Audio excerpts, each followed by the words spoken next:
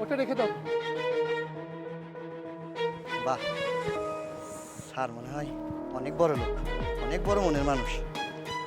আল্লাহ আরে বাসায় রাখুক।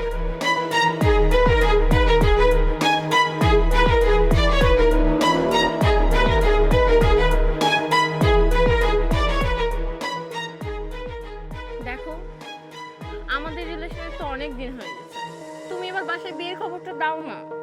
আরে এত তাড়াহুড়ো করছো কেন? মাত্র তো রিলেশনটা জমে উঠলো, রিলেশনটা আরেকটু জমু, আরো মজা হবে। মাত্র তো 2বার কক্সবাজার গেলাম, কত ইচ্ছে ছিল কক্সবাজার থেকে সেন্ট মার্টিন যাব, তার যাওয়া হলো না। এবার সেন্ট মার্টিন যাই, একটু মজা মস্তি করি, তারপর বিয়ের চেয়ে দিতে হবে। চলো খাই। মিশি, বাবা, বাবা তুমি এখানে? ছি ছি ছি, আমার ভাবতে অবাক লাগছে। তুমি আমার মেয়ে হয়ে প্রকাশ্যে একটা ছেলের সঙ্গে বেহেপনা করছো। একটি কোল্ড ড্রিঙ্কসে দুইজন ঠোঁট লাগিয়ে খাচ্ছ প্রকাশ্য দিবালোকে। আমার মান সম্মানের কথা একবারও ভাবলে না? বাবা, আসলে তোমার সাথে পরিচয় করিয়ে দেওয়া হয়নি। তুমি যেমন শিল্পপতি, ওরাও তেমন শিল্পপতি। চুপ! হ্যাঁ, ওর বাবা শিল্পপতি। আরে একটা শিল্পপতির ছেলে কখনো রাস্তায় দাঁড়িয়ে প্রকাশ্যে মেয়েদেরকে নিয়ে এরকম ঢলাঢলি করবে না। আরে আমি তো তোকে শিক্ষা দিতে পারিনি, আমি আদর দিয়ে তোকে বাদর বানিয়েছি। বাদরকে কিভাবে গাছ থেকে নামাতে হয় এখন সেই ব্যবস্থায় আমি করছি। চল চল।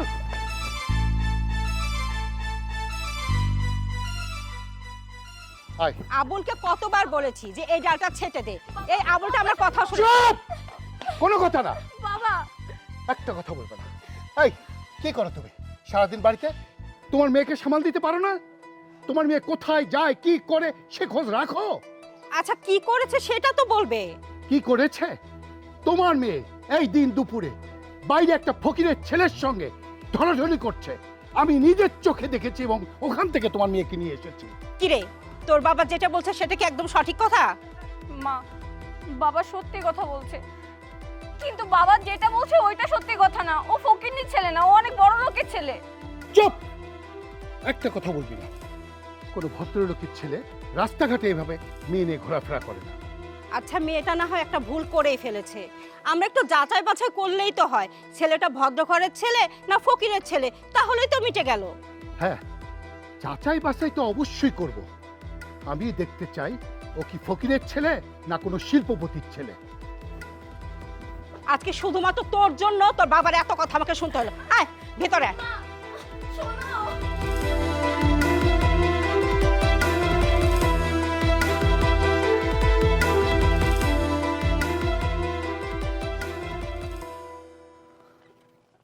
আরে এইটাই তো ওই স্যারের ব্যাগ, ভুল করে ফেলাই থুয়ে গেছে। এ তো অনেক টাকা, এই ব্যাগটারে ফেরত দিতে হইব, তাহলে পাপ হইব। বেশি দূরে যাই না, যাই দেখি ফেরে পাই কিনা, তার ভাগ তার ফেরত দিয়ে লাগবে।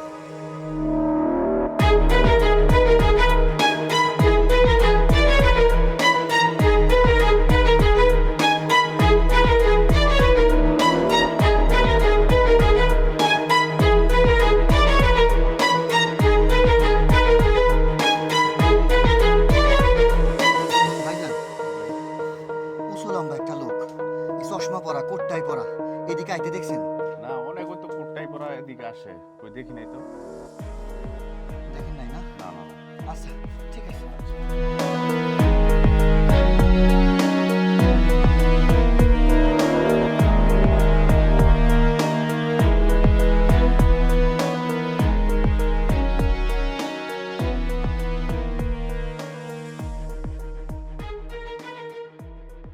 এই দাঁড়া, যে সারাদিন বন্ধু বান্ধবের গাড়ি লিয়ে ঘোরাঘুরি করস, এটা তো তেল খরচও লাগে নাকি? চালাও তো রিক্সা, রিক্সা চালায় বড় বড় কথা ওকে লিগা। আমার বন্ধু বান্ধবের গাড়ি আছে দেখে আমি চালাই, আর তেলের হিসাবে কথা কইতেছো? তেল তো আমারই দামটা করা লাগে। তুমি জীবনে তেল কিনে দিছো? বাবা রে, তুই তো একটা রিক্সাওয়ালার বলা, কত মানুষে চাকরি করে, তুই সারাদিন ঘুরে ঘুরে বেড়াস, একটা চাকরি করলেও তো পারস। এই চুপ করো, আস্তে কথা কও। লজ্জা করে না তোমার? লজ্জা করে না আমার এই কথা কইতে? তুমি একটা রিক্সাওয়ালা, আর তোমার মতো রিক্সাওয়ালার ঘরে আমার মতো একটা পোলা জন্ম নিচ্ছে, এটা তোমার সাত কপালের ভাগ্য। বুঝছো? আমার কি কও? চাকরি করার কথা কও। এই আমার দেখা মনে হয় যে আমার মতো পোলায় চাকরি করব? বাজান রে, টিভির মধ্যে খবরে দেখি এই মোটরসাইকেল চালায় কত মানুষ অ্যাক্সিডেন্ট করে মরে যায়। তুই আমার একটা মাত্র পোলা, যদি তোর কিছু হয়ে যায়। এই তোমার কি লজ্জা নাই? লজ্জা নাই তোমার? তোমার আর কেমনে কমো আমি? তুমি আমারে বুঝাও যে মাইসে মোটরসাইকেল চালাতে গিয়া অ্যাক্সিডেন্ট করে মরে যায়। আসল কথা কি জানো? তুমি নিজে তো কিনে দিতে পারবা না, তাই মানুষের ছোটাইতাছো। আর তুমি আমাকে তেলের হিসাব চাও না? তেলের অনেক দাম। শুনো, যেদিন এমন একটা গাড়ি কিনে দিতে পারবা সেদিন আমার কাছ থেকে তেলের হিসাব নিবা, ঠিক আছে? যত সব পাগলের তো জীবনে দেখছে সব গাড়ি চোখে।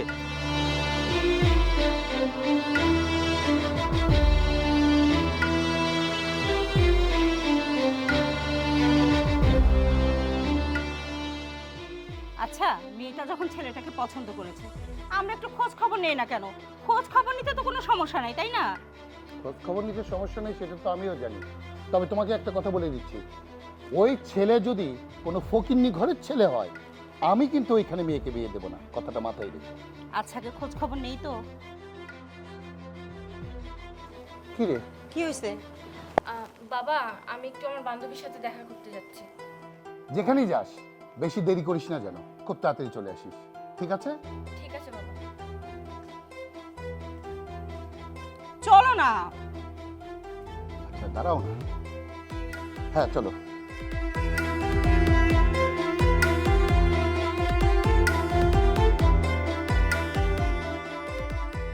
আচ্ছা, এখানে সূর্যদের বাড়ি কোথায়? সূর্য রেখেছেন আপনারা? হ্যাঁ। সূর্য তো আমারই ছেলে। ও আপনার ছেলে? ডিসগাস্টিং। দেখেছো দেখেছো তোমার মেয়ে কত বড় সর্বনাশ করেছে? একজন রিকশাওয়ালা ছেলের সঙ্গে সম্পর্ক করেছে। ছি ছি ছি, সমাজে আমার মান সম্মান সব ধূলিসাৎ করে দিয়েছে। স্যার, ও কি আপনাদের সাথে কোনো বেয়াদবি করেছে? আপনার ছেলে শুধু বেয়াদবি করে নাই, আপনার ছেলে আমাদের কলিজায় হাত দিয়েছে।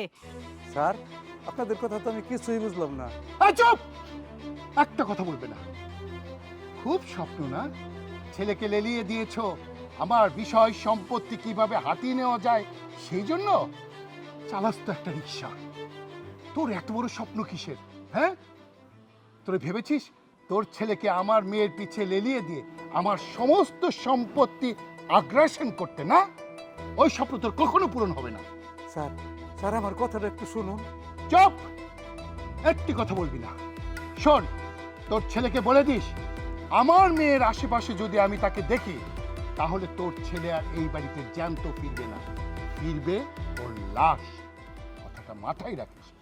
এই চলো, একটা বিয়ে তো, বুঝতে পেরেছো? স্যার, আসসালামু আলাইকুম। ওয়ালাইকুম আসসালাম। স্যার, আমার চিনতে পারছেন? তুমি মানে? ও বুঝছি, আপনার মনে নাই, দাঁড়ান আমি মনে করাইতেছি। স্যার এনে ধরেন স্যার। আরে, এটা তো তোমারই ব্যাগ। হ্যাঁ, এটা তো আমারই ব্যাগ। গত সপ্তাহে আমার রিক্সায় আপনি এই ব্যাগ ভুল করে রাখা গেছিলেন। আমি এক সপ্তাহ যাবত আপনার আমি অনেক জায়গায় খুঁজছি স্যার, তাই খুঁজে পাই নাই। আচ্ছা, এই ব্যাগ তুমি খুলে দেখেছো? হ স্যার, খুলে দেখছি। এটার মধ্যে 5 বান্ডিল টাকা আছে। আপনি একটু ভালো করে দেখেন আপনার টাকা ঠিক আছে কিনা।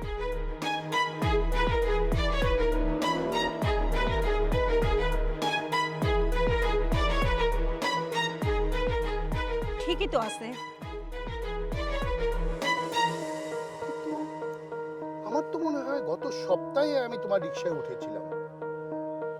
এতদিন এতগুলো টাকা তোমার কাছে, অথচ তুমি এই টাকা ধরো নাই। স্যার, আপনার এই টাকার মালিক তো আমি না, এই টাকার মালিক হয়েছেন আপনি। এটা আমার কাছে আমানত ছিল। এখন যদি আপনার আমানত আমি খেয়ানত করি তাইলে এটা আমার ঠিক হইব না। আপনি যেহেতু টাকার মালিক, আপনার কাছে আমি আপনার জিনিস বুঝাইয়া দিলাম। তুমি এতগুলো টাকা পেয়েও তুমি কিছু করলে না? আরে তুমি তো চাইলে এই টাকা দিয়ে এই রিক্সা বাদ দিয়ে অটো রিক্সাও কিনতে পারতে। কেন তুমি টাকা ভাঙলে না? স্যার, আমি চাইলেই একটা অটো রিক্সা কিনতে পারতাম, আমার জীবনটারে সুন্দর করতে পারতাম, কিন্তু ওইটা তো আমার আমানত না, এটা আপনার আমানত। আর আমানত খেয়ানতকারী কখনোই ভেস্ট পাইব না। আচ্ছা বাবা, তোমার কথাবার্তা শুনে তো মনে হয় তুমি শিক্ষিত, তাহলে তুমি রিক্সা চালাও কেন? স্যার, আপনি ঠিকই ধরছেন। আমি কষ্ট করে অনার্স পাস করছি। আমার বাপ মারা যাওয়ার পর টাকার অভাবে আর মাস্টার্স কমপ্লিট করতে পারি নাই। আমার মাথার উপরে বিবাহযোগ্য 2টা বোন আছে। আমার একটা সংসার চালাইতে হয়, মায়ে অসুস্থ, এই জন্য চাকরি বাকরি না খুঁজা এই রিক্সা চালাইতেছি। আর সত্যি কথা কইতে কি, আমি চাকরির জন্য অনেক জায়গায় গেছি। মামা খালু আর টাকার জন্য না থাকলে অত সহজে চাকরি পাওয়া যায় না, তাই জন্য কোনো কাম কাজ না পাইয়া এই রিক্সা চালাইতেছি। আচ্ছা বাবা, কিছু মনে না করলে একটা কথা বলি, তুমি কি বিবাহিত? ম্যাডাম, কইলাম না আমার মাথার উপরে 2টা বিবাহযোগ্য বোন আছে, হ্যাঁদের বিয়া না দিয়া আমি কেমনে বিয়া করি কন? আচ্ছা ঠিক আছে, বাকি কথা পরে হবে। তুমি এখন আমাদেরকে বাসায় পৌঁছে দাও। জি স্যার, উঠেন, আমার রিক্সায় উঠেন। আসো।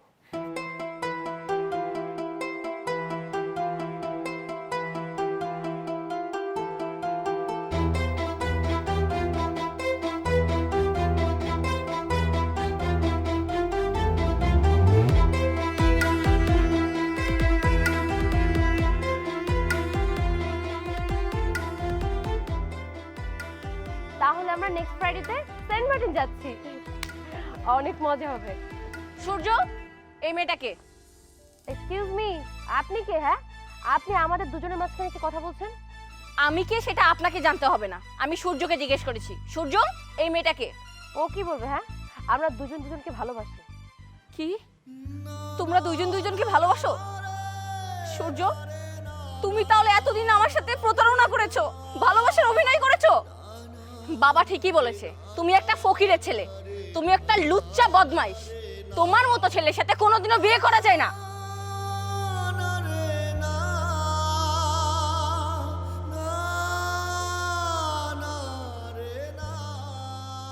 হ্যাঁ বাবা, এখানে দাঁড়াও। হ্যাঁ, চলো ভিতরে চলো। কি কন স্যার, আমি কেন আপনাদের বাড়ির মধ্যে যাবো? আমার আবার কাম আছে, আপনারা যান। একটু সময়ের জন্য গেলে তোমার কোনো অসুবিধা হবে না। চলো চলো চলো। এটা কেমন হয়ে যায় না স্যার? কিচ্ছু হবে না, আসো। আচ্ছা চলেন।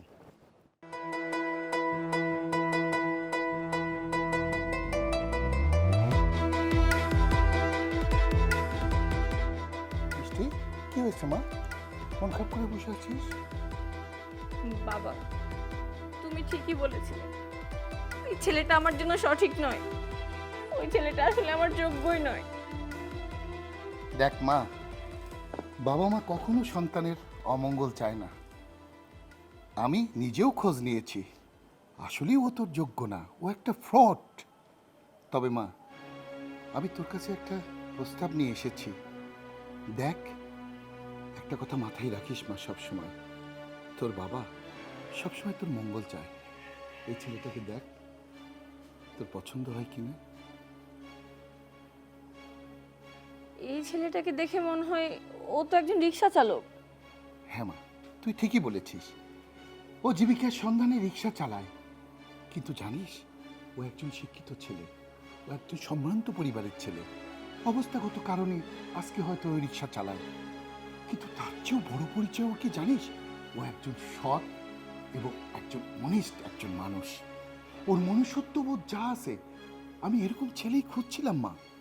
বিশ্বাস কর, আমার এই ব্যাগ আমি 7 দিন আগে রিক্সায় ছেড়ে এসেছিলাম। ওই ব্যাগে 5 লক্ষ টাকা ছিল। ও খুঁজে খুঁজে আজকে আমাদেরকে সেই টাকা ফেরত দিতে এসেছে। তুই বল মা, আজকালকে যুগে এরকম ছেলে পাওয়া যায়? কখনোই পাবি না। মারে, আমি মানুষ চিনতে ভুল করি না, বুঝতে পেরেছিস? জি বাবা। বাবা, তোমাকে আমি যে জন্য এখানে এনেছি, কথাটা আমি বলি তোমাকে। আসলে তুমি বলছিলে না যে মামা খালুর জোর না থাকলে চাকরি হয় না, তাই আমি সিদ্ধান্ত নিয়েছি যে আমার কোম্পানিতেই তোমাকে ম্যানেজার হিসেবে আমি তোমাকে বহাল করব। তোমার যদি আপত্তি না থাকে তাহলে আমার মেয়ের দায়িত্ব তোমাকে দিতে চাই। আমার মিল ইন্ডাস্ট্রি যা কিছু আছে সব কিছু দেখার জন্য সৎ লোকের বড় অভাব। আমি অনেক জায়গায় খুঁজেছি, কিন্তু তোমার মতো সৎ, একনিষ্ঠ, এরকম নম্র ভদ্র ছেলে আমি পাইনি। আর যখন তোমাকে আমি পেয়েছি, আমি তো তোমার বাবার মতোই বাবা। তাই তোমার কাছে অনুরোধ করব, আমার এই প্রস্তাব তুমি ফিরিয়ে দিও না বাবা। দেখো, আমার মেয়েটা কিন্তু খুব লক্ষ্মী। আমার কোনো ছেলে নেই, একটা মাত্রই মেয়ে। ওকে নিয়ে সবসময় আমি দুশ্চিন্তায় থাকি। আমি মারা গেলে এই বিষয় সম্পত্তি ও কিভাবে ট্যাগেল করবে। টাকার লোভে অনেকেই আসবে ওর জীবনে হয়তো, কিন্তু সঠিক লোকও চিনতে পারবে না। তুমি তুমি আর অমত করো না বাবা। একজন বাবা হয়ে তোমার কাছে বলছি, তুমি আমার প্রস্তাবটা গ্রহণ করো। স্যার, আমি একজন সামান্য রিক্সাওয়ালা, আমি এত বড় দায়িত্ব কি নিতে পারবো? না না বাবা, তুমি রিক্সাওয়ালা হতে যাবে কেন? আর এই জীবন জীবিকার জন্য কোনো কাজ বেছে নিলে সেটাই পেশা হয়ে যায় না বাবা। তারপর তোমার দুটো বোন আছে, ওদের দায়িত্ব তো তোমার উপরে। ওদেরকে ভালো পাত্রে পাত্রস্থ করতে হবে। তুমি না ওদের বড় ভাই? দেখো, এই সংসারে টাকা ছাড়া কোনো কিছুই হয় না। তুমি যখন আমার কোম্পানিতে জয়েন করবে, তুমি তো একটা স্যালারি পাবে, অনারিয়াম পাবে। ওখান থেকেই তোমার বোনদের বিয়ে দিতে পারবে। তোমার ভিতরে আশা করি কোনো ক্লেশ থাকবে না। আমি তোমাকে বুঝাতে পেরেছি বাবা? আপনি আমারে বিশ্বাস কইরা এত বড় দায়িত্ব দিতেছেন। আমি কথা দিতেছি, আমি আপনার কথা রাখুন, আর আপনার কোনো কথার আমি অমর্যাদা করব না। আমি আপনার কথাই রাজি। আলহামদুলিল্লাহ। কিন্তু আমার একটা কথা আছে। কি কথা আবার? আমি আপনার মেয়েকে বিয়ে করব, কিন্তু বিয়ে করে আমি আপনার ঘর জামাই হয়ে থাকতে রাজি নই। রাইট, আমি তো এটাই চেয়েছিলাম। এসো বাবা, এসো।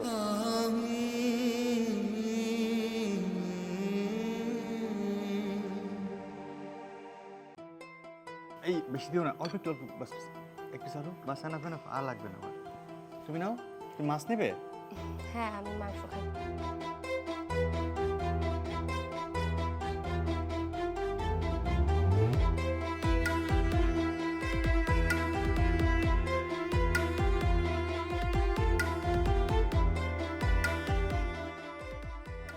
জি স্যার।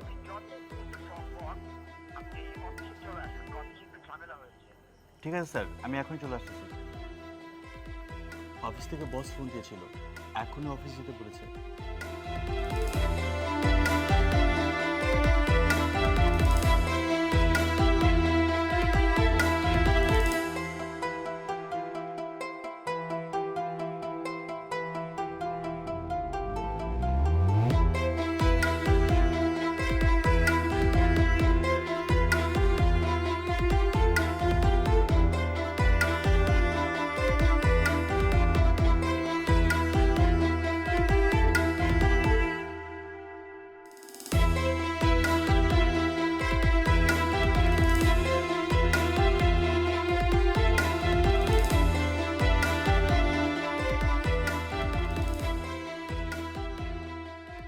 আর খাবো না। আরে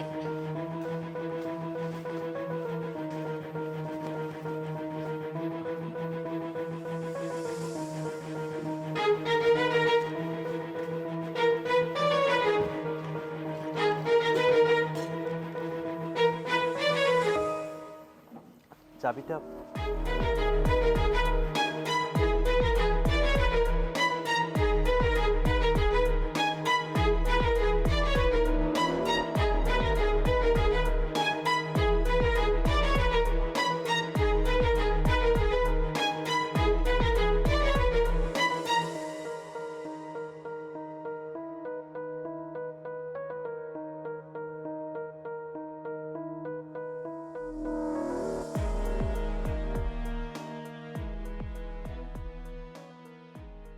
মিষ্টি, কি হয়েছে? কি হয়নি সেটা বলো। এটা কি? এটা কি? এটা কি দেখতে পাচ্ছ না? এটা তো একটা প্লেট। প্লেটের কি দেখবো আমি? আর তুমি আমার সাথে এভাবে শাউটিং ভাবে চিল্লাই কথা বলছো কেন? তোমাকে আমি এখন সোনা, মধু, পাখি, তোমাকে আমি কোলে করে নিয়ে এখন কথা বলবো, তাই না? সকালবেলা এই প্লেটে আমি নাস্তা করে অফিসে গিয়েছি। অফিস থেকে এসে দেখি এটা টেবিলের উপরে পড়ে আছে এবং নোংরা মাখা। তুমি পরিষ্কার করতে পারোনি? আমি কি তোমার ঘরের বাদি নাকি যে আমি সবকিছু পরিষ্কার করে রাখবো? ওইদিকে তোমার মাকে দেখো, তোমার মা তো 24টা ঘন্টা পার পর পা তুলে আমাকে ফরমাশ করে, এটা লাগবে, ওটা লাগবে, সেটা লাগবে। তোমার মা কি এসব দেখতে পারে না? আমি পারবো না পরিষ্কার করতে, হয় তুমি পরিষ্কার করবে না হলে তোমার মা পরিষ্কার করবে। আমি পরিষ্কার করব, আমি পরিষ্কার করব। খুশি? এবার খুশি? তুমি কি চাও বলবে আমাকে? কিচ্ছু চাই না, শান্তি চাই। এই তো থামবেন। আল্লাহর ফজরে উঠে মানুষ নামাজ কালাম পড়ে, আর তোরা উঠাস ঝগড়া করে নিয়ে। আর সন্ধ্যার সময় অফিস থেকে বাড়িতে আসস, তখনও ঝগড়া করস। সারাক্ষণ যদি ঝগড়া করতে থাকস, লোকজন কি বলে শুনি? মানুষজন আর কি বলবে? মান সম্মান থাকলে তো মানুষ কিছু বলবে। তোমার বৌমাকে এই সংসারে নিয়ে এসেছি তাকে নিয়ে সংসার করব বলে, আর সে কিনা আমার মুখের উপরে জবাব দিচ্ছে এই প্লেট অপরিষ্কার কেন, বলতেছে তোমার মাকে দিয়ে পরিষ্কার করাও, নাই আমাকে দিয়ে পরিষ্কার করাও। সারাদিন অফিস করে বাড়িতে এসে যদি এই থালা বাসন আমাকে পরিষ্কার করতে হয়, তাহলে তাকে বিয়ে করে কেন নিয়ে এসেছি?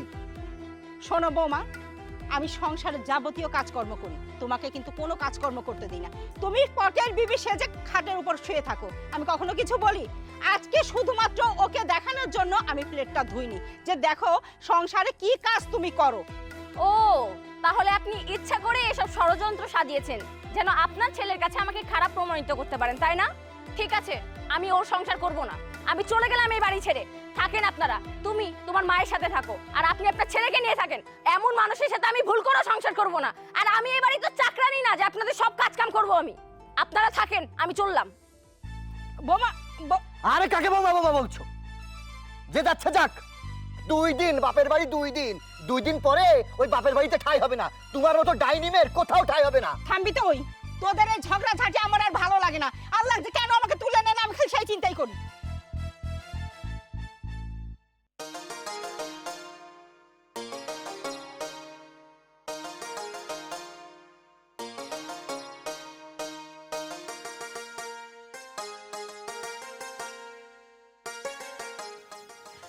ভাবি, আরে তুমি কি হয়েছে, কান্নাকাটি করছো কেন?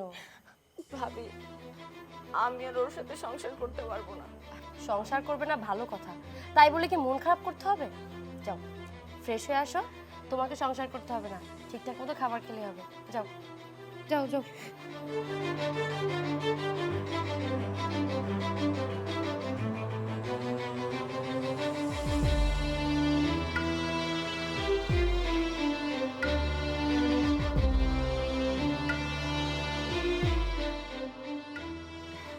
ফ্রেশ হয়েছো? খাবার খাও, তুমি মন খারাপ করে থেকো না।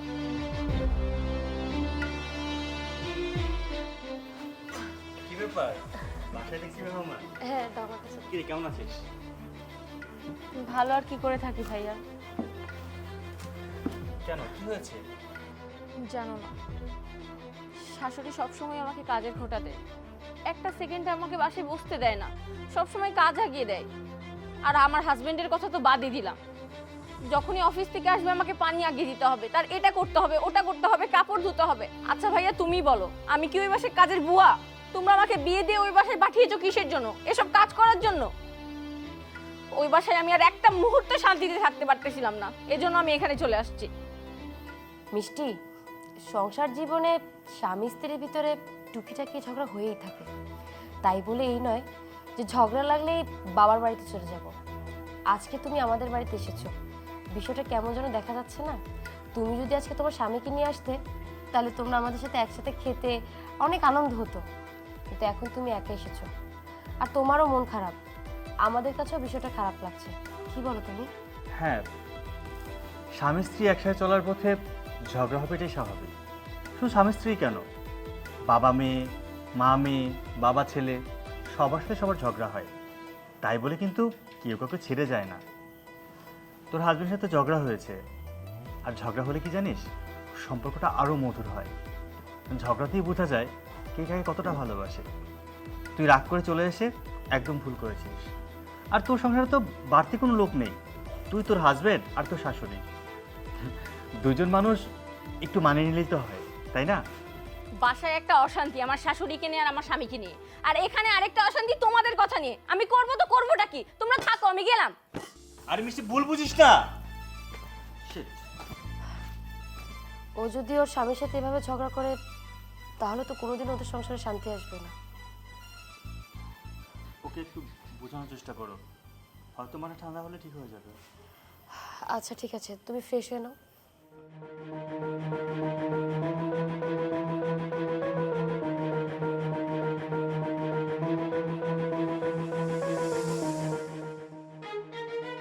আরে ভাই, তোর সমস্যা কোথায়?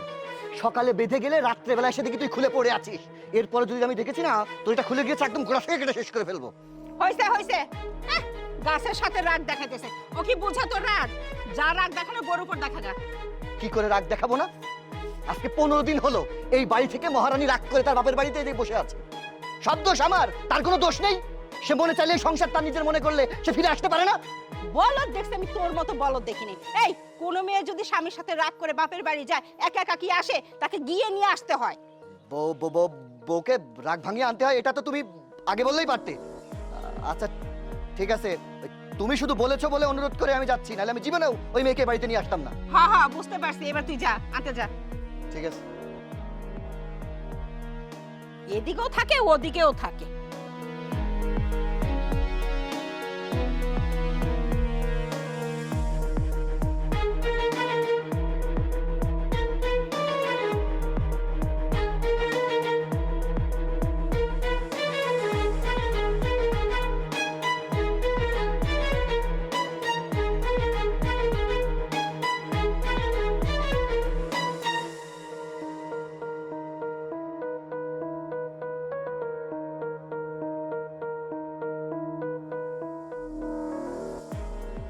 কি রে মা মিষ্টি?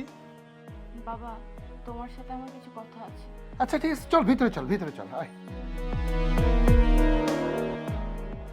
বাবা, তুমি বোঝার চেষ্টা করছো না, আমি ওর সাথে সংসার করতে পারবো না। আচ্ছা তুই একটা কথা বলতো আমাকে, কি এমন ঘটলো যে তুই ওখান থেকে চলে আসলি আর বলছিস সংসার করবি না? বাবা, আমি কি তোমাকে আজ পর্যন্ত বলেছি এমন কোনো কথা? আজকে বলছি, এর পেছনে কোনো না কোনো কারণ আছে।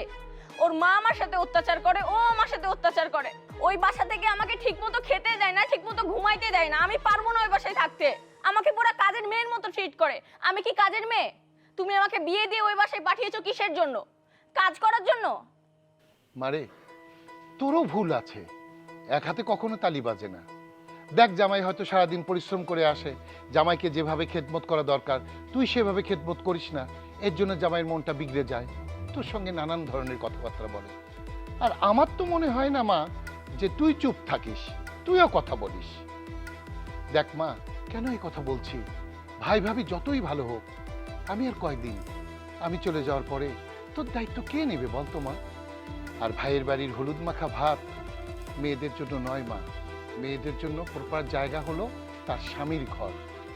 বাঙালি মেয়েরা যত কষ্টই হোক স্বামীর ঘর আঁকড়ে থেকেই তাদের জীবন যাপন পার করে। আচ্ছা বাবা, এত কিছু বলার পরেও তোমার কি এখনো মনে হয় যে আমি ওই বাসায় যাবো আর কখনো?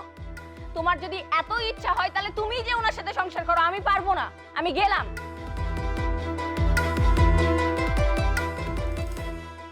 এই মেয়েটাকে আমি কেমনে বোঝাই? আমি তো কোনো কথাই এর বোঝাতে পারছি না। আচ্ছা কয়দিন যাক, রাগটা একটু পড়ুক, যা কিছু করতে হবে আমার বৌমাকে দিয়েই করতে হবে।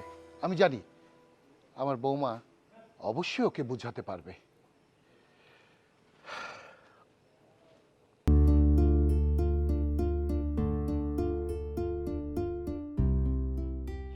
তুমি এখানে কেন এসেছো? দেখো, অনেক দিন হয়ে গেল তুমি বাসা থেকে রাগ করে তোমার বাপের বাড়িতে চলে এসেছো, আর বিষয়টা ভালো দেখাচ্ছে না, তাই রাগ অভিমান ভুলে চলো আমি তোমায় নিতে এসেছি। ছাড়ো আমাকে, আমি তোমার সাথে ওই বাসায় কোনোদিনও যাব না। আরে বাবা, ঝগড়াঝাটি টুকটাক একটু লেগেই থাকবে, এটাই স্বাভাবিক। সংসার করতে গেলে 4টা 5টা কথা হইতেই পারে, তাই বলে তুমি এইভাবে রাগ করে থাকবে, বিষয়টা খারাপ দেখাই। প্লিজ রাগ করে থেকো না, চলো। ছাড়ো আমাকে, আমি যাব না মানে যাব না। প্রয়োজন পড়লে তুমি আরেকটা বিয়ে করে নাও, তারপরে তোমার মতো মানুষের সাথে আমি সংসার করতে পারবো না। চলে যাও এখান থেকে। মিষ্টি, কে আজে বাজে কথা বলছিস জামাইয়ের সঙ্গে? আমি ঠিকই বলছি বাবা। আচ্ছা বাবা, তোমাদের মধ্যে সমস্যাটা কি হয়েছে একটু বলবে? বাবা, আপনি মুরব্বী মানুষ, আপনাকে আর আমি কি বলবো? হ্যাঁ, আমি মেনে নিলাম যে একটা সংসার করতে গেলে 2-4টে কথা হবেই, এক হাতে তালি বাজে না। আমারও কিছু দোষ আছে, ওরও কিছু দোষ আছে। আপনার মেয়ের কথা কি আর আমি বলবো? আমি বাজার থেকে সব থেকে দামি শাড়িটা আপনার মেয়ের জন্য কিনে নিয়ে আসি, ভাবি যে খুশি হবে। সে উল্টো সেই শাড়িটা ধরে বলে যে এই শাড়ি নাকি আপনাদের বাসার চাকরেও পরে না। সেই শাড়ি আমার মুখে ছুঁড়ে মেরে দিয়ে বলে আমি নাকি ফুটপাত থেকে কিনে নিয়ে এসেছি। ভালো মন্দ বাজার করে নিয়ে আসলে তার পছন্দ হবে না, তার এটা ভালো লাগে না, সেটা ভালো লাগে না। আমার মা আমার মা তার শাশুড়ি, তার তো মায়ের মতো। সে অসুস্থ, আমার মায়ের একটা ঠুঙা থেকে ওষুধ বের করে দিতে যে আপনার মেয়ে বলে তার হাতে ব্যথা, আমরা নাকি তাকে দাসীবান্দির মতো কাজ করাই। আমি প্রত্যেকদিন সকালবেলা যখন অফিসে যাই তখন যে প্লেটে নাস্তা করি সেই প্লেটটা রাত্রে বাসায় ফিরেও দেখি সে অবস্থায় পড়ে আছে। এমনকি আমাকেই সেটা পরিষ্কার করতে হয়। তাহলে আপনার মেয়েকে বিয়ে করে আমি সংসারে কেন নিয়ে এসেছি? এটা কি স্বামী স্ত্রীর ভালোবাসা? বাবা, ও সব কথা মিথ্যা বলছে।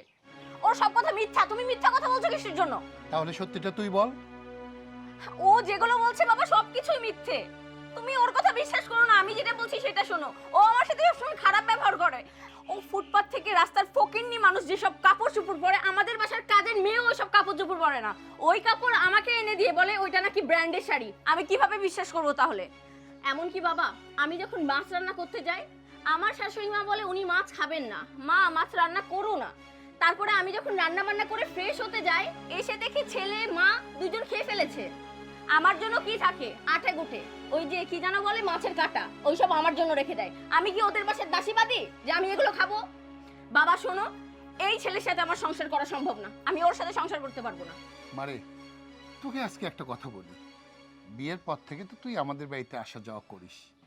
আচ্ছা, কখনো কি দেখেছিস তোর ভাই আর ভাবির মধ্যে কখনো কোনো গন্ডগোল, ওদের মধ্যে কোনো ঝগড়া? ওরা কিন্তু তা করে না, বুঝতে পেরেছিস? তোর ভাই যখন অফিস থেকে আসে, তোর ভাবি দরজা খুলে এক গ্লাস পানি আগে হাতে ধরে দেয়, তারপর তার কাপড় চোপড় আগায় দেয়, অজুর পানি দেয়, তারপর তোর ভাই ফ্রেশ হওয়ার পরে চা খায়।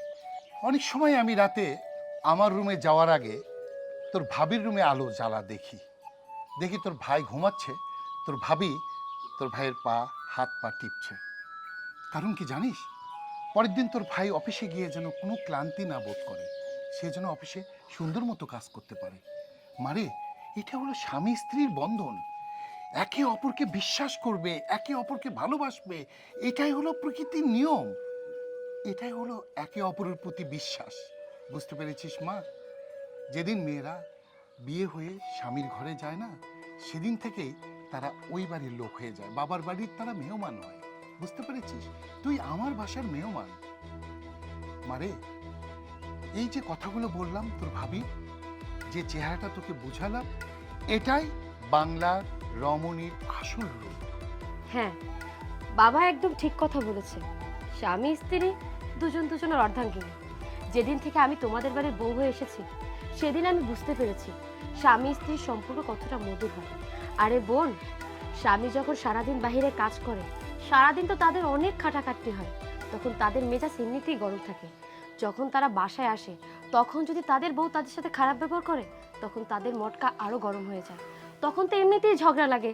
তাই হয়তো তোমাদের সংসারে একটু অশান্তি হচ্ছে, কিন্তু এটা নিয়ে মন খারাপ করতে নেই। আজকে যদি তুমি তোমার স্বামীকে ছেড়ে দাও, তখন একবার ভেবে দেখেছো সমাজের লোক কার দিকে আঙুল তুলবে? তোমার স্বামীর দিকে না, তোমার দিকে আঙুল তুলবে। তখন কিন্তু বিষয়টা অনেক খারাপ দেখা যাবে। তাই বলি কি বোন, সবকিছু মেয়েদেরকে মানিয়ে নিতে হয়। মেয়েরা মানিয়ে নেয় বলেই তো অনেকের সংসারে এখনো শান্তি আছে। তুমি যেভাবে ঝগড়া করো, তাতে সংসার টিকানোর মতো কোনো ওয়ে আমি দেখি না। ভাইজান অনেক ভালো মানুষ, তাকে দেখে মনে হয় না সে তোমাকে সস্তা কাপড় এনে দেবে। সে তোমাকে অনেক ভালোবাসে, তাই তো তোমার সব কিছু সে মেনে নেয়। একটু মানিয়ে নিতে শেখো, দেখবে তোমার সংসারে শান্তি ফিরে এসেছে। বাবা, আমি আমার ভুলটা বুঝতে পেরেছি। আমি এতদিন জানতাম যে মানুষ দেখে কিছু শেখে, কিন্তু আমি ভাবির সাথে এতদিন থেকেও আমি আজ পর্যন্ত কোনো কিছু শিখতে পারলাম না। বাবা, আমি শুনেছি স্বামী স্ত্রীর সুসম্পর্ক নাকি এই পৃথিবীতে বেহেশত, আর স্বামী স্ত্রী দুঃসম্পর্ক এই পৃথিবীতে নাকি দোজক। কিন্তু আমি তো আমার সংসারটাকে দোজক করে রেখেছি বাবা। বাবা, আমার অনেক বড় ভুল হয়ে গেছে, তুমি আমাকে ক্ষমা করে দাও বাবা। ঠিক আছে মা, তুই তোর ভুল বুঝতে পেরেছিস। তাহলে তুই যা মা, জামাইয়ের সঙ্গে বাড়িতে যা। না না বাবা, এখন ওরা কোথায় যাবে? মাত্র জামাই আমাদের বাড়িতে আসলো। যেহেতু ভাইয়া আমাদের বাড়িতে আজকে আসছে, আজকে ভালো মন্দ খাওয়াবো, তারপরে ভাইয়া যাবে। দেখলি, এই হলো আমার বৌমা, বাংলার সেরা বধূ।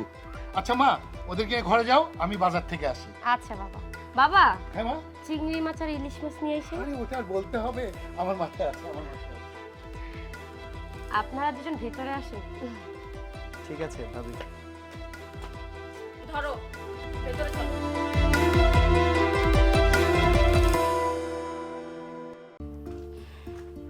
আরে ভাইয়া, মা কেমন আছেন? কি হলো মা, আমি সালাম করতে গেলাম আর আপনি পা সরিয়ে নিলেন। আপনি কি কোনো কারণে আমার উপর রাগ? তোমার মতো লম্পট জামাইয়ের মুখ দেখতে আমার ঘৃণা করে, আর আমাকে সালাম করার কোনো অধিকার তোমার নাই। আপনি সব কি বলছেন ভাইজান? আমি তো কিছুই বুঝতে পারছি না। মা হঠাৎ করে আমাকে সব কি বলছে? আমার মা যেটা বলেছে ঠিক বলেছে। তুমি যে আমাদের বাড়ির জামাই না, এখন সেটা ভাবতে নিজেদেরকে মানে ঘেন্না করছে। তোমার বাড়িতে যে আমরা এসেছি, আমার বোনকে যদি এই বাড়িতে বিয়ে না দিতাম, তোমাদের বাড়িতে আমাদের কুকুর শেয়ালও পা দিত না। ভাইজান, আপনিও বলছেন? এখানে কি হচ্ছে আমি তো কিছুই বুঝতে পারলাম না। কিচ্ছু বুঝতে হবে না তোমার, ঘরের ভিতরে যাও, সব বুঝতে পারবি। মিষ্টি, ও তাহলে তুমি চলে এসেছো। এতক্ষণ কোথায় ছিলে তুমি? অফিসে ছিলাম। আচ্ছা, ড্রয়িং রুমে দেখলাম মা বসে আছে, ভাইয়া বসে আছে, তারাও আমার সাথে রাফ বিহেভ করলো। কারণটা কি? তুমিও রেগে আছো? তুমি যে কাজটা করেছো না, তোমার সাথে তো এর থেকেও খারাপ ব্যবহার করা উচিত। আমি বুঝতে পারছি না কেন তোমরা আমার সাথে এরকম আচরণ করছো। আমি কি এমন অপরাধ করেছি? আচ্ছা সত্যি করে একটা কথা বলো তো, তুমি কি পতিতালয়ে গেছিলে? কি বললে? পতিতালয়ে? মানে তুমি গেছিলে কি যাওনি সেটা বলো। হ্যাঁ, আমি গিয়েছিলাম। কি? তুমি পতিতালয়ে গেছিলে? তোমার কি এই কথাটা বলতে একটা বারের জন্য লজ্জা করলো না? আচ্ছা, ঘরের মধ্যে আমার মতো একটা সুন্দরী বউ থাকতে শারীরিক চাহিদা মেটানোর জন্য তুমি একটা অন্য নারীর স্পর্শ নিতে গেছো, তাও আবার পতিতালয়ে। আমার মধ্যে কি এমন কমতি ছিল যে তোমাকে অন্য নারীর স্পর্শ পেতে হলো? বলো আমাকে, উত্তর দিচ্ছ না কিসের জন্য? আচ্ছা, তুমি আমার কথাটা একবার শুনবে? আমার তো ভাবতেও অবাক লাগছে যে আমি এতদিন একটা নরপুরুষের সাথে সংসার করেছি। তোমার যদি লজ্জা থাকে তাহলে তুমি কোনোদিন আর আমার সাথে যোগাযোগ করার চেষ্টা করবে না। আমি তোমার মতো একটা কাপুরুষের সাথে আর কোনোদিনও সংসার করব না। সরো এখান থেকে। শোনো, দাঁড়াও। আরে তুমি আমার কথাটা তো শুনবে, কেন বোঝার চেষ্টা করতেছো না? আমার মেয়ে তোমার কোনো কথা শুনবে না। আর শোনো, আমার বাড়ি ত্রিসীমানায় যদি আমি তোমাকে দেখি না, হাত পা ভেঙে নুলা করে ছেড়ে দেবো বলে দিলাম। মা প্লিজ আমার কথা একটু বোঝার চেষ্টা করুন। কি বোঝার চেষ্টা করবে? কি বোঝার চেষ্টা করবে? আমি আমার নিজের চোখে দেখেছি তোর মতো একটা লম্পট যে আমাদের বাড়ির জামাই, আমার বোনের সাথে যে তোর বিয়ে দিয়েছি, এটাই তোর সাত কপালের ভাগ্য। মা, ওকে নিয়ে চলো। দাঁড়াও মা, আমার আম্মু আর আমার ভাইয়া কি বলেছে কান দিয়ে সমস্যা তো। কোনোদিন আমার সাথে তুমি আর যোগাযোগ করার চেষ্টা করবা না। আর ডিভোর্স লেটার তোমার কাছে টাইম মতো চলে যাবে। চলে আয়।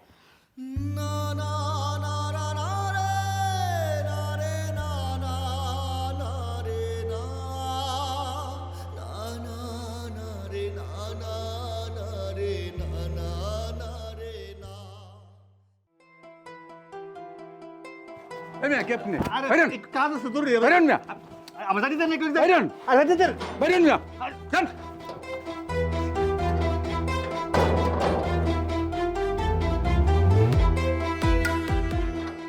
এই মেয়ে, এই, আবার আইছেন আপনি? এখন আমি আমার বললো দেখা করে আপনি চলে যাবো। ম্যাডামের নিষেধ। আরে আপনার ম্যাডাম নিষেধ করছে, আমি ম্যাডামের হাজবেন্ড। আপনি আমার কথা কেন শুনতেছেন না? দেখেন, ম্যাডামের অনুমতি ছাড়া আপনার ভিতরে যাইতে দিতে পারি না। ম্যাডাম একটা চিঠি দিছে, এটা আপনি নেন। যান এখন, যান।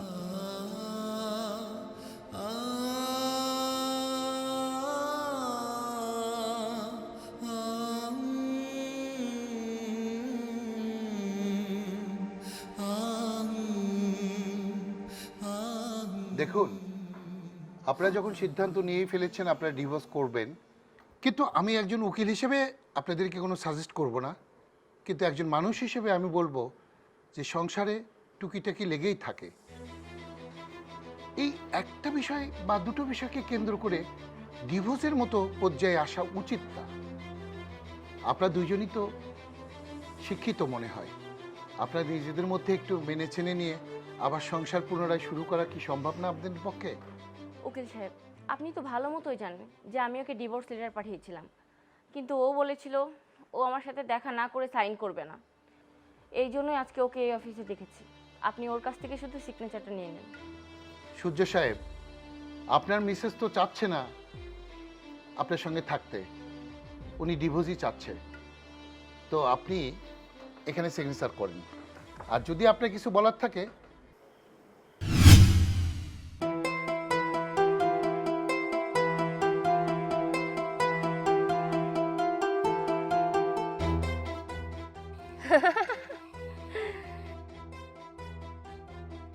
এইখান থেকে লাভ দিলে তো তুই মরবি না। তোরে দেখে তো মনে হইতেছে তুই গ্রামের সহজ সহজ একটা পোলা পাই। তুই তো সাঁতার জানোস, এখন যদি তুই এখান থেকে লাভ দেস তুই তো নদী পাড়ে সাঁতরে চলে যাবি, তুই আর মরতে পারবি না। আমিও এখান থেকে 2 বার লাভ দিছিলাম, কিন্তু মরি নাই, সাঁতরে পাড়ে চলে গেছি। ইচ্ছা তুই এখান লাভ দিয়ে মরতে চাইতেছিস কেন? আসলে সত্যি কথা বলতে কি, আজকে নিজেকে বড় অসহায় মনে হচ্ছে। আমি পড়াশোনা করছি, কিন্তু টাকার জন্য আমি ভর্তি ফি দিতে পারছি না। আমার সামনে এক্সাম, আমি এক্সামের প্রস্তুতি নিচ্ছি, কিন্তু আমি ফি দিতে পারছি না, অ্যাডমিশন ফি দিতে পারতেছি না। আমি আমি আমি সব কিছু অনেক নিঃস্ব হয়ে গেছি। আমার বেঁচে থাকার চেয়ে মরে যাওয়া অনেক ভালো। তুই পোলা মানুষ হইয়া টাকার অভাবে আত্মহত্যা করতে চাইতেছস? তুই তো দুনিয়ার রং তামাশা কিছুই দেখলি না। হ্যাঁ, আমি কেন আত্মহত্যা করতে চাইছিলাম শুনতে চাস? শুন তাইলে। আমার বাবা মরে যাওয়ার পর থেকে আমার একটু ভালোবাসতো না, সে আমার নিয়ে কখনো চিন্তাই করতো না। আমার মা টাকা ছাড়া কিছুই চিনতো না। আমার মা যখন আবার বিয়ে করে, ওই সৎ বাবা আমারে রেপ করে। তখন আমি মারে যাই বলছিলাম, কিন্তু মা কোনো প্রতিবাদ করে নাই। আমার মা কি কইছে জানোস?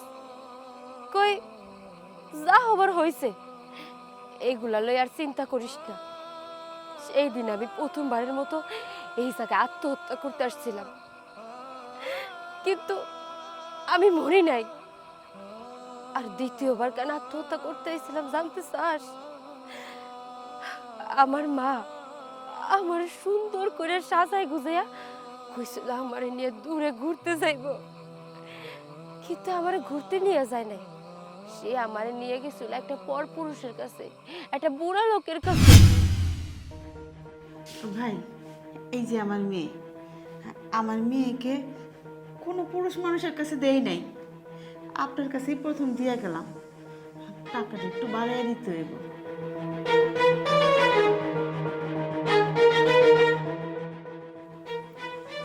৳1,00,000 আছে। শোন, উনি যা যা কইব ওনার কথা মতো চলবি, ঠিক আছে? মা, তুমি এই সামান্য কিছু টাকার জন্য আমাকে বিক্রি করে দিলে? চুপ, কোনো কথা নাই। উনি যেভাবে তোকে থাকতে বলবে সেভাবেই থাকবি। কালকে সকালবেলা চলে যাবি। আর যদি আমি রাত্রেবেলা শুনি যে কোনো কাবজাব করছিস, তাহলে সকালবেলা এসে তোকে গলার টিপে আমি এখানেই রেখে যাব।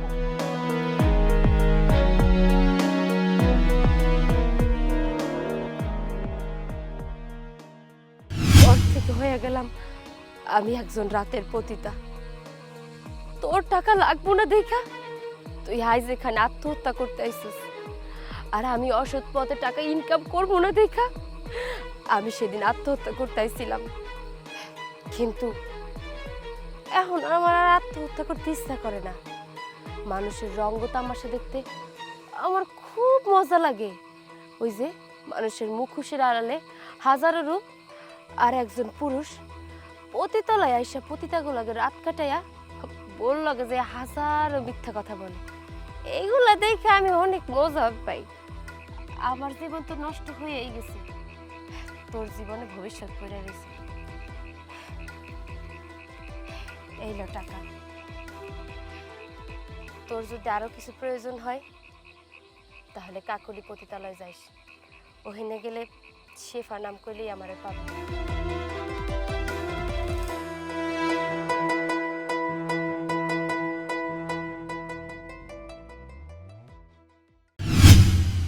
আজকে আমার এই পরিবর্তন, আমার জব, আমার যা কিছু আছে এর পিছনে ওই মেয়েটার অবদান। আমি আজও পর্যন্ত ওই মেয়েটাকে খুঁজি, বিভিন্ন পতিতালয়ে খুঁজি। আজ সে না থাকলে হয়তো এই পৃথিবীতে আমি থাকতাম না।